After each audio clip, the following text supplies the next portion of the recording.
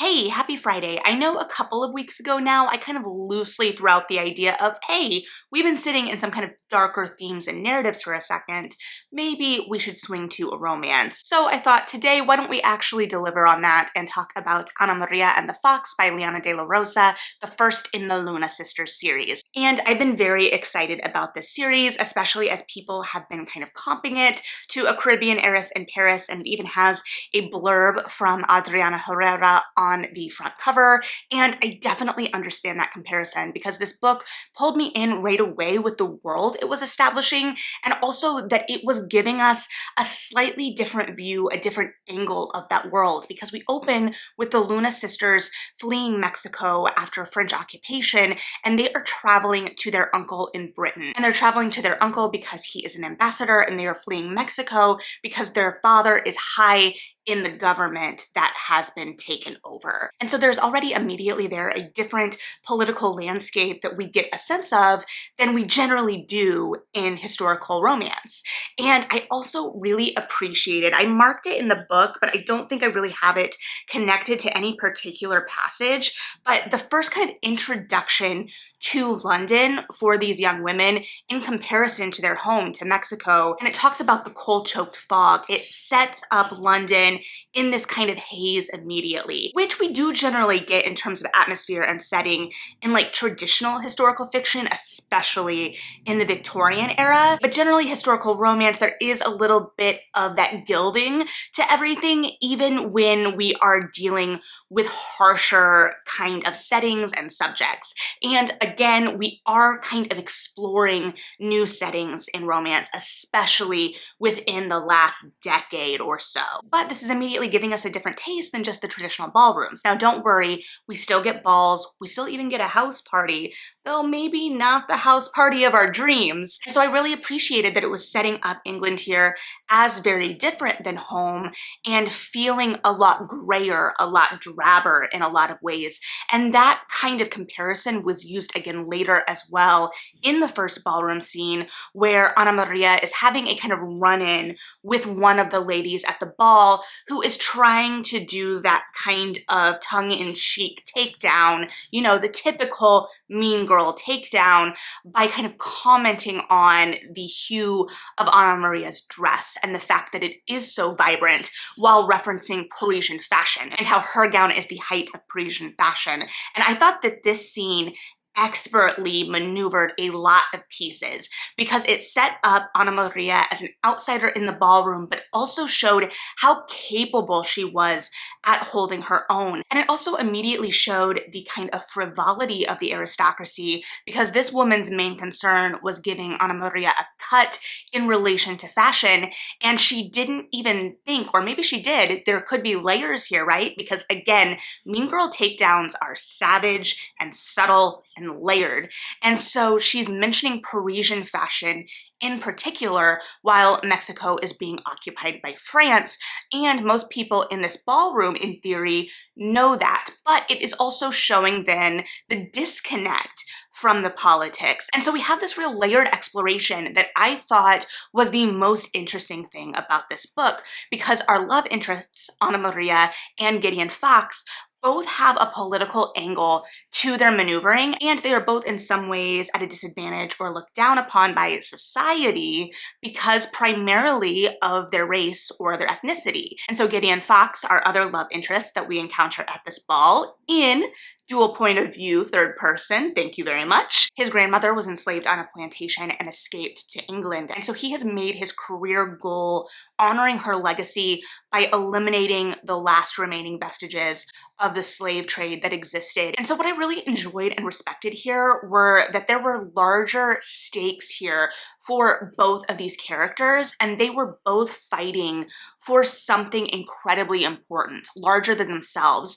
And we saw both of them sacrifice of themselves for these goals in whatever way. And part of, and the biggest part of Ana Maria's journey is the fact that back home, her father really used her and her sisters to forward his political agenda, especially because of her mother's relationship with Spain. And so Ana Maria has been kind of the quintessential perfect first daughter. She's engaged to a man that she doesn't really know beyond knowing that he is in love and going around with someone else to forward her father's political gains. And so this time in London is really her first time to kind of center herself. And another part of this is the idea set up in the book that the sisters were really pit against each other by their father.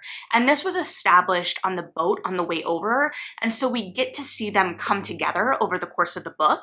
Now, this is also, there's a lot of moving pieces here, and I want to dig into all of this, and all of it kind of plays into each other. Because I thought that the voice of this book was stunning. It pulled me in, like I said, from the very beginning. There was the real subtlety and movement of scenes like Ana Maria and the lady at the ball kind of facing off against each other, talking fashion, and there was the real strength of the trio of sisters themselves. Of course, we saw their love interests set up in this book. One of those pairings which become very evident, I had clocked wrong at first, despite the fact that the first scene is this guy literally zoning in on this sister. However, I have been reading a lot of Spinsters with Rakes recently, so my mind immediately wanted to pair Isabel with one of Gideon's friends.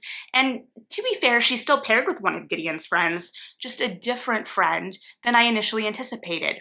But both of these sisters are also really engaging and dynamic, and in some ways potentially more dynamic than Ana Maria. There is a kind of trickiness to Ana Maria and Gideon in particular, because they are both so buttoned up in a way, and they are so bound by duty. And this book is really about breaking that down and allowing them to pursue their hearts over their heads. However, it's extra tricky here because yes, we're rooting for love, but both of these characters have very big political things that they are working on, and things that as a reader we are rooting for. And so in some ways we have to handle that balance, I think, a little differently. We can't just be like, give it all up for love, because what are you saying with that, you know? And so we are really in this conflict. And I think that the setup of that, the setup of these characters is really great. And then we kind of stumble a little bit. I think the characters, the tone and voice are all fantastic. I think where this novel suffers slightly is in its pacing, unfortunately. And part of that, if you read the blurb, which I'm not going to because there might be a spoiler in it, it talks about something on the blurb as if it's a setup of a trope that usually happens like in the first third of a book with that trope, that is a way to kind of explore things, that happens in the last third of this book. So we spend a lot of time kind of circling each other at the beginning of the book where it doesn't feel like things are really happening. And we're supposed to be building that tension between Ana Maria and Gideon and watching them choose duty, right? Watching them try to fight these feelings they're having, watching them kind of pulled to each other despite that. But the tension never feels as much as I would like it to feel. It very much comes back to these characters being so buttoned up and reserved, and unfortunately because of that, it takes a lot to break them down. And while I do like the tone and the voice of this a lot, I do think that there are times that it maybe tells us things rather than showing us, like it does so expertly with that scene I've referenced a couple times now. However, with things like the sisters, which really are one of the sparkling parts of the book, we're told of this rivalry between them. We're told that they're really at odds with each other, and this kind of journey is them coming together and finding each other, which is really special. However, the kind of at odds that I saw as a reader, and again, this is all my own interpretation, and I had a brother, not sisters, but felt like very normal kind of sibling chafing, right? Especially if you've been on a boat for a long period of time together in small quarters. So while there is something to be said that they're in this new environment, and so they're kind of liberated in a way, and they're going to be behaving differently, I would have liked to see a little bit more of a switch in behavior. We definitely have the tenseness of the boat. We have a sense that they're really clashing at that point, but it doesn't feel as organic in the movement. And I think, again, this comes down to the pacing and the way we are kind of transitioning into these different kind of mental spaces. So transitioning the sisters in their relationship, transitioning Ana Maria and Gideon in their kind of feelings and where they start to let down these walls, which ultimately comes down to an outside instigator instigator. And don't get me wrong, you know, if you've been here for a second, that I like in historical romances especially, where we have that third act outside instigator, maybe a little mustache twirling, but often that is used to be the kind of final hurdle of that emotional realization, not the real forward momentum of it.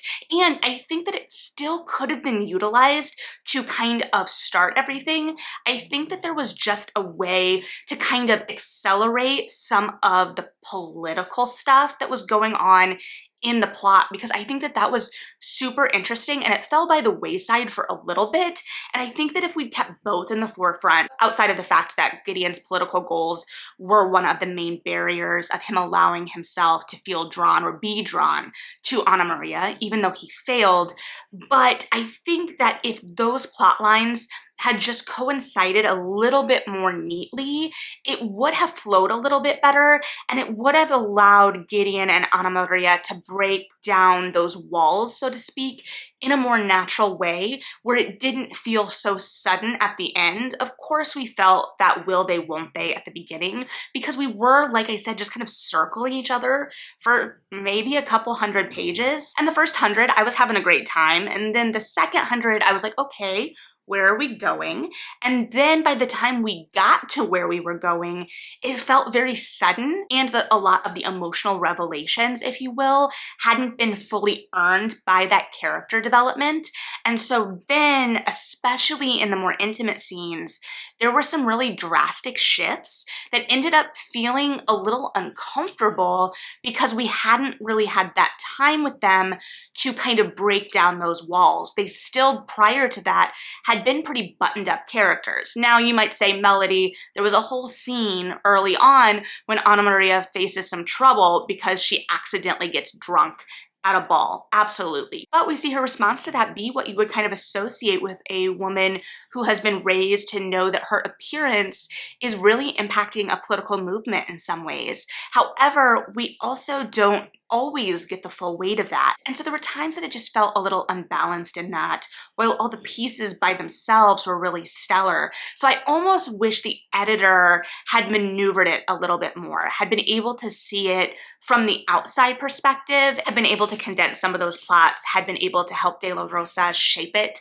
a little bit more intentionally, especially because I really, really loved these characters as they were presented to us, and I didn't feel like I got to know them as fully as I wanted to. And again, I recognize the trick with these characters in particular is that they are so closed off in a lot of ways, even to themselves on some level. However, we are in the third person for a reason. And so I think that being able to see them coming into their own a little bit more, seeing their worldviews in terms of how they view themselves within the world shift just slightly as this other person enters their orbit. It just needed a little bit more of a subtle gradient, I think, to really make it shine, because these characters are such a trick. And it's also tricky because I could see Ana Maria's sisters, Isabel and Gabby, stealing scenes at times, even as I could really connect with Ana Maria's journey. And I think part of that too is seeing that connection, knowing those walls were there, recognizing the walls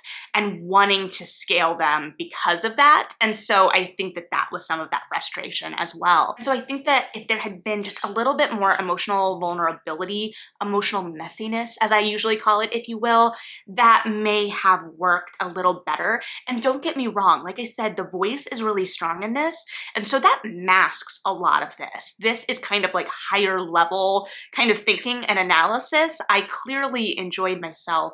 I'm just thinking of the things that would have heightened my enjoyment of this, would have really taken it to the next level, especially as I felt the potential for this to really go to the next level. And especially within that kind of middle chunk of the book, I felt like we lost our way a little bit, and I would have liked to see that explored a little bit more, because I really, really loved these two characters, and I just have this inkling that the sisters books are going to overshadow this one, even even as these characters and their goals and dreams and political aspirations are so interesting and compelling. And we really are setting up Ana Maria as a politician's wife and the ways that she is going to excel at that, because she's also interested in the politics and the fact that Gideon respects her and is going to help give her a voice in that as well. And I found that so great, and I would have loved to get to explore, I think, and maybe this was the opportunity, Ana Maria kind of getting to play in that realm for herself a little bit and realizing how she can shine on her own merit outside of her father's shadow.